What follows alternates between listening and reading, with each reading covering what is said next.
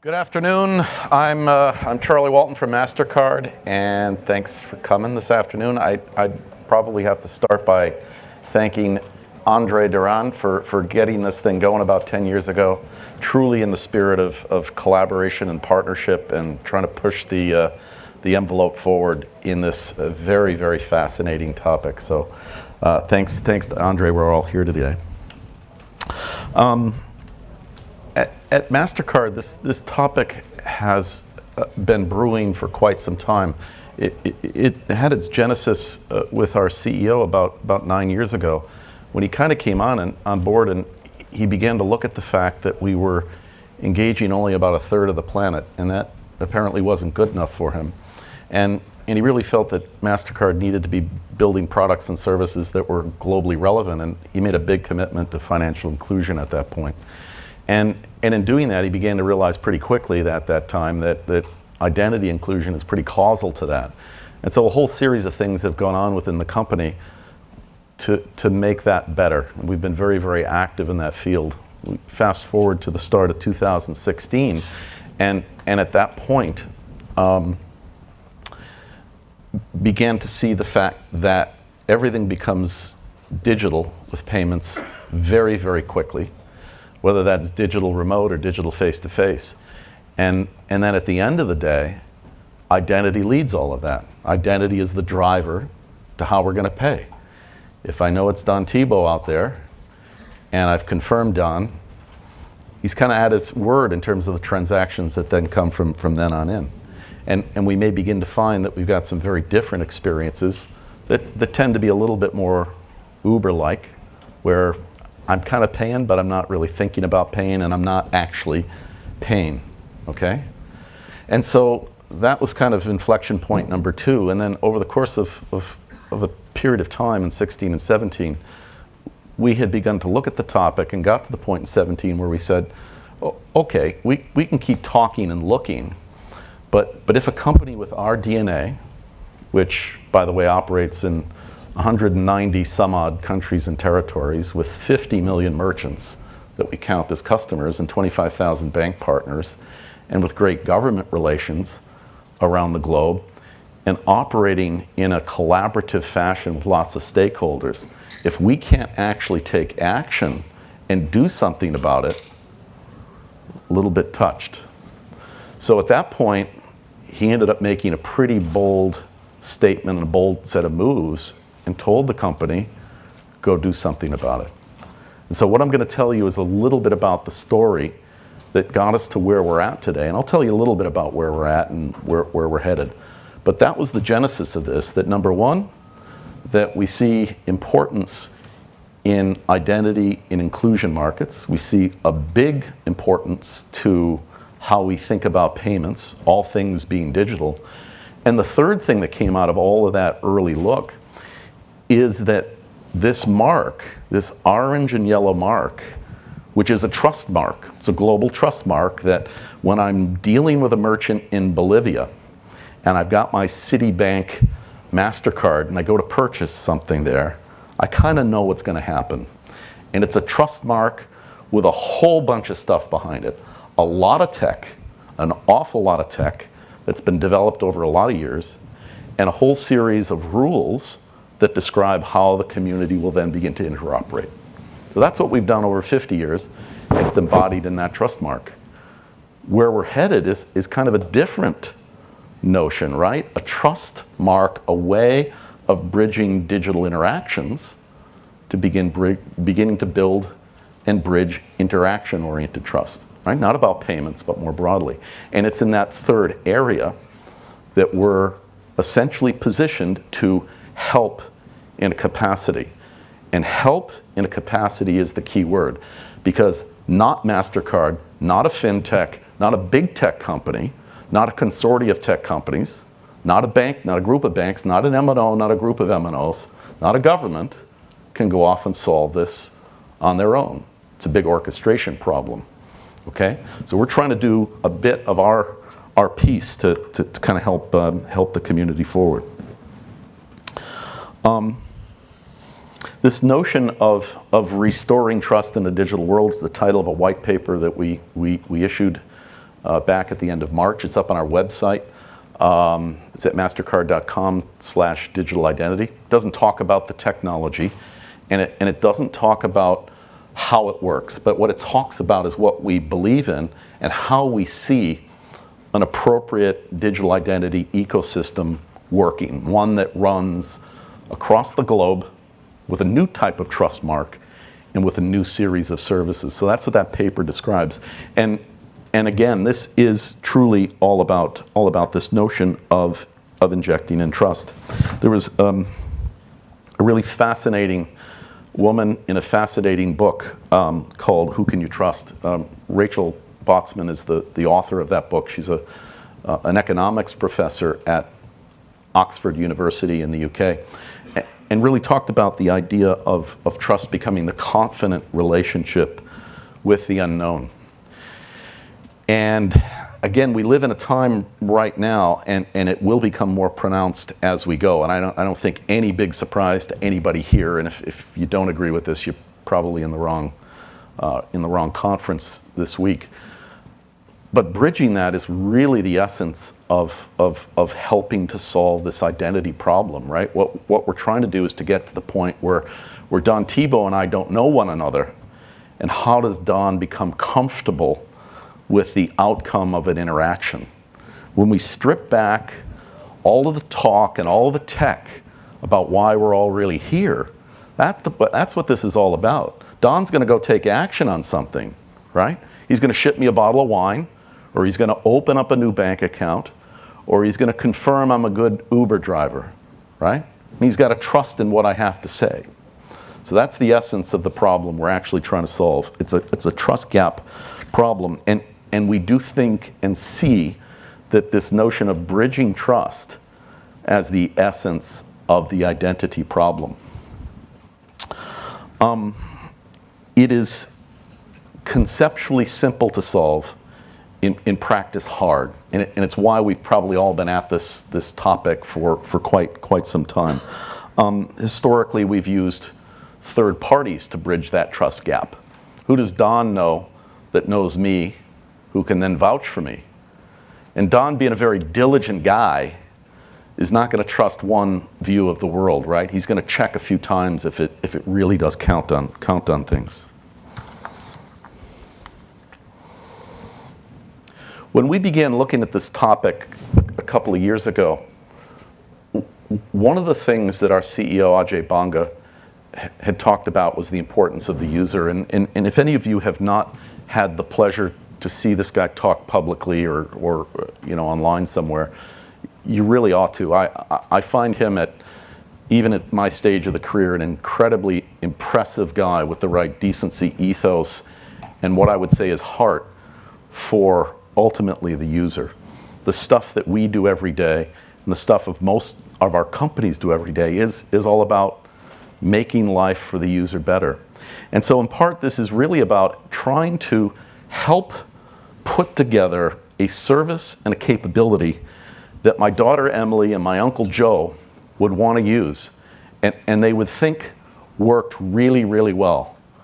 And what that's probably not about is running lots of analytics on Uncle Joe and ripping him apart with creepy, okay? That's not what we probably want to do, even though we can legally and we can technically, and we can probably get Uncle Joe to agree to it.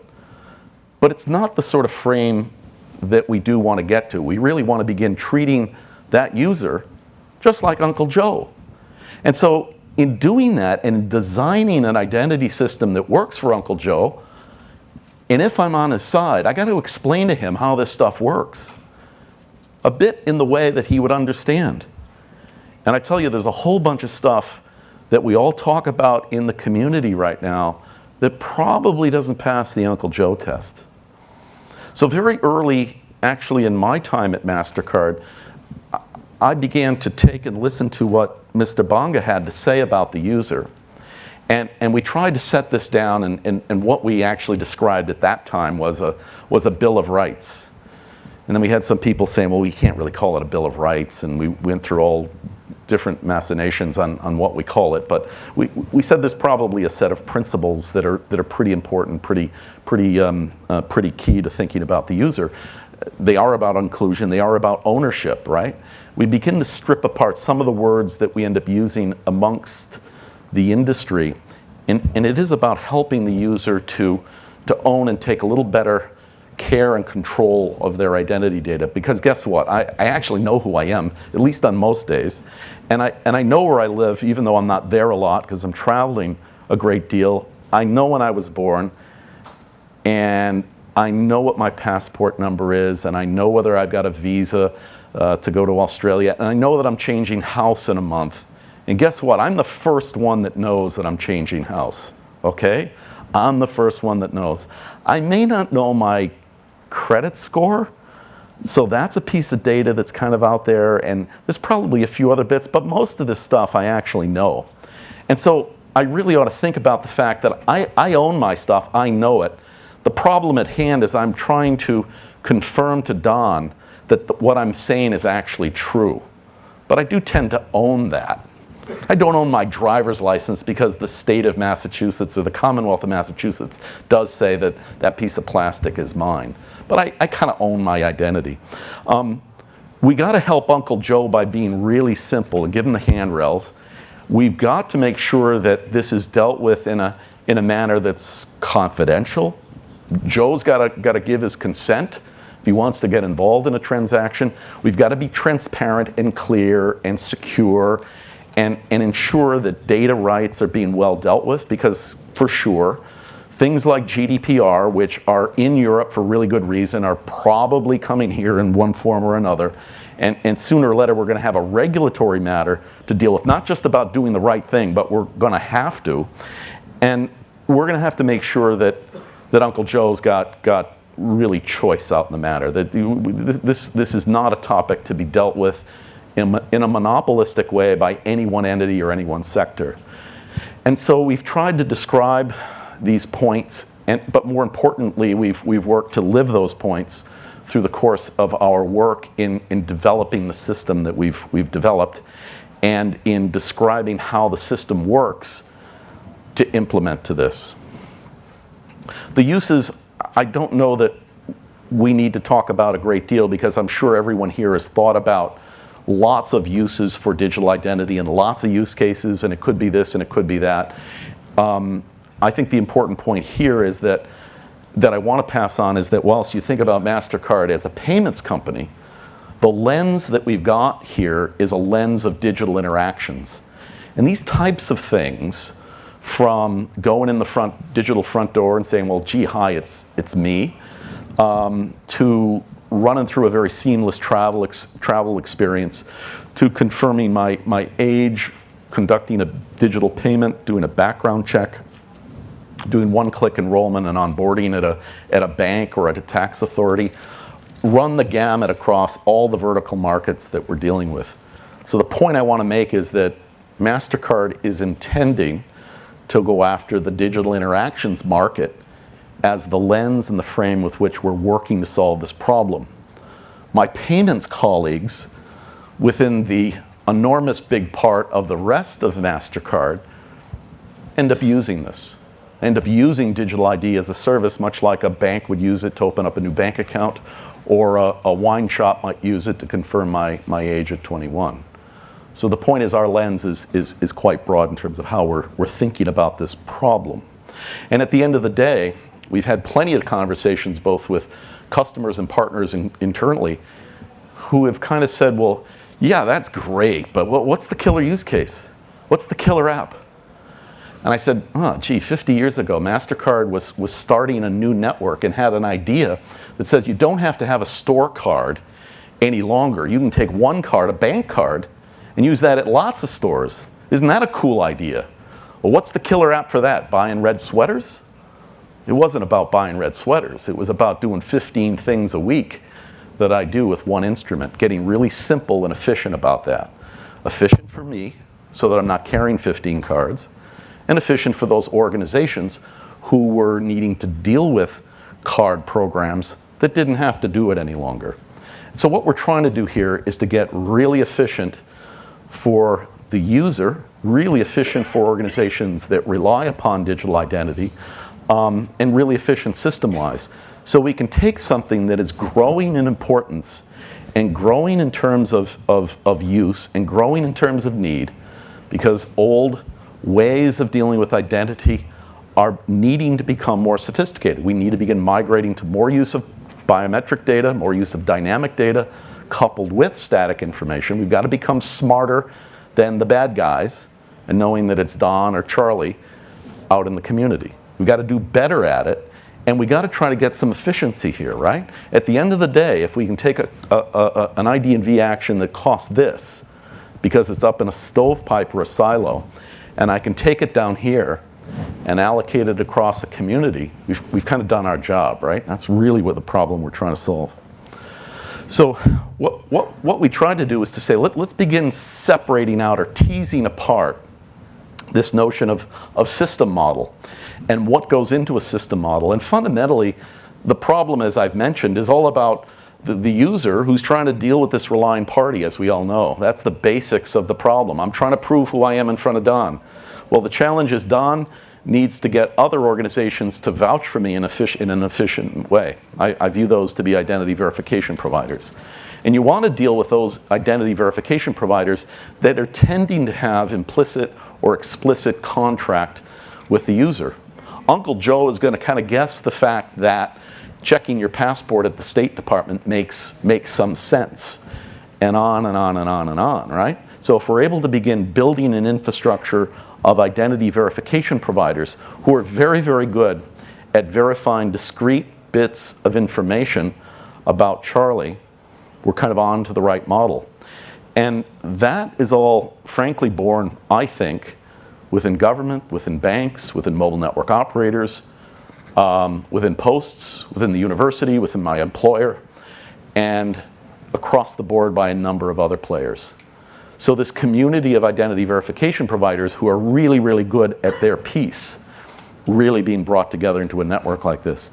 And then we kind of say, if we subscribe to the idea that the user actually owns their identity data, you then have to say, well, okay, how do they manage their identity data? Is it in a shoebox under their bed? Well, probably not. Probably in many markets, or at least for 5 billion users, this device probably represents the best device to manage my stuff over the next 5 years. We're going to find lots of other ways of dealing with that endpoint, but this is a pretty good place to start. And those tools are all about apps or operating systems. So if we thought about the idea of an app, is there an organization who already has an app in my pocket that I could leverage? And it turns out in a lot of markets, a bank is a pretty good place to actually manage that. A retail bank, a mobile retail banking app is probably as good as it gets in terms of a trust basis between a user and a service. They've got regulatory matters behind them. They have to do KYC. They've got an ongoing transactional relationship. I'm not using the bank app twice a year. I'm kind of using the bank app probably once a week or more. So they've got a good standard to stay secure, keep secure, and they've got good trust basis with the user. That's not the same in every market. And we may find that other types of trust providers in a lot of markets, and probably including this one too, a mobile network operator is a pretty good choice as well. As is a community of interest player. We may find that a university anchoring everything that the student does around a community of interest is a pretty good play. And you've kind of got some other variants, but that's the idea of a trust provider. And then you start to say, well, okay, how do we begin bringing together users, identity verification providers, relying parties, and these trust providers in a whole? And the problem that's then left is an orchestration problem. I've got all the instruments in the symphony orchestra, but I don't have the conductor. And that's where we've kind of figured we might be able to play a role. And to acknowledge that a commercial role, not a technical role, but a commercial role is actually needed to help achieve an end. And so to know what are we planning on doing, that's what we're planning on doing. We're planning on running an orchestration function that will operate, one, without an account, So we're not creating an account for Charlie in that system with all of my stuff. There is no stuff about Charlie in that account, and there is no account. What this becomes is an orchestration service to help bring together action, data that needs to be checked in a fast, real-time way amongst these constituent parties. That's a piece. And then it's beginning to set the rule set for what's the price to the relying party, what's the liability allocation, what's the SLA, what sort of services can I get from this, how strong is the identity verification, oh, it needs to be stronger. I need to know that Charlie's passport is actually valid today in front of Don, where I didn't need to know that the other day. So this system is all about bringing together the rules for relying parties to transact. And guess what? We've kind of begun to see that this notion of level 1s, level 2s, level 3s in most markets kind of doesn't work. That the requirement set is really quite varied by way of what relying parties are actually looking for and want to buy. In a system like this, relying parties pay, and the dollar that ends up coming in for that relying party service is allocated amongst those that do the work. These trust providers who are on the service side with our service, identity verification providers who are doing discrete bits of the work, and then MasterCard, who's running the scheme and is building acceptance and selling and marketing out to relying parties. And those selling and marketing to relying parties, setting the rules and running cross-border is a problem that I've not seen well resolved anywhere in the industry. And here I think we are a first. We won't be the only. God help us, I hope we're not the only, because it means we've probably got the wrong idea. But this is the way to go about solving this problem, in our opinion. Collaboration at the end of the day is absolutely king. It's about collaborating with the parties that I just described there, and it's about collaborating within the tech community. And we're doing a great deal of that today, working with a number of partners in the system that we've built and are qualifying within the next month or so. What I would say is that this is a long game, and innovation is really, really key, and we're continuing to work with lots of partners out in the community, and will continue to. So collaboration, in our view, is really, really king, and I certainly would encourage anybody that wants to talk to reach out, and let's have the chat. We're going to be starting some pilots soon. This stuff is nearing real. It's working. It's demonstratable. We've created SDKs that work across ecosystems. We've taken one of those SDKs and we've collaborated with a company named Samsung to in fact put those tools into devices so it's pretty easy to interact. And there was an announcement that we made a couple months ago about that. So we're continuing to work and evolve what we're up to, and we will be out into market more formally on a service basis quite soon. So I would say that please reach out if anyone wants to chat. If you're a technology company, we'd love to chat. If you're a bank or a mobile network operator or in the government, we'd love to chat. And surely from the perspective of beginning to put good services in the hands of users that want to, or customers that want to solve problems for their users, we really want to talk. We just want to be really pragmatic and try to get out there with current tech, solve some problems, turn the crank, and move this along. It's going to be a long-term exercise. So with that, I've got slightly less than a minute for questions. Mr. Tebow. And this is not a setup. I haven't even talked to Don today. I don't know this thing. Charlie, tell us about your deal with Facebook. We all want to know. Everybody wants to know about Libra. I thought I'd put you on the spot. Yeah, no, it's a good one. I'm getting a lot of questions about it. I think we've all read about it. It looks to be a very interesting track forward. As you probably know, the payment industry is going through lots of change. We've seen a lot going on in China and in India. This is a very interesting initiative. There's going to be more. And we've got involvement in a great deal in the field. So probably more to come, Don. not going to let them get away with that. Ask them again. That was the non-answer answer. Yeah. How would you approach you thought about how to approach the third world countries where, for example, I'm from Mexico and we don't use personal banks and not many people have bank accounts or many people don't even go to university so they don't have a good way to go and verify their trust. Have you Yeah. thought how to approach that? Yeah. So the question was really how to deal with this problem in a third world country where maybe I don't trust my government, I don't trust the bank, I don't trust others. In some extent, there's a range of answers, right? So one is to say, if you've got a mobile phone, this service is going to work, and we're going to go find other ways to verify you. If you don't have a mobile phone, we're doing some other things in the realm of biometrics and card-based answers that do help. It's a very, very different answer set here. So we're doing some work in places where children's vaccines, we're really trying to make sure that the patient is getting a good continuity of care. And they're certainly operating without a mobile phone and all. It is a market-to-market challenge. If it turns out that I don't trust anyone and I want to go make this work on my own, it's going to be a tough challenge, right? In some markets, it may begin to start with how we get somebody on a civil registry. I end up going in with Uncle Joe, and Uncle Joe vouches for me in some face-to-face setting, and I begin to build reputation as we go. So it's a very complex segment, what you've described, and in some developing countries and in some parts of the world that are developed, you have these problems with the homeless person or the immigrant and so on.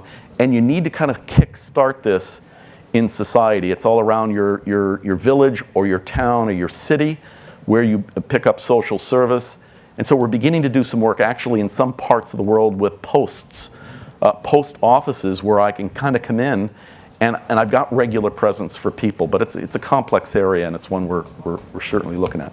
I think with that, time's out. And thank you very much. I'm around today and tomorrow.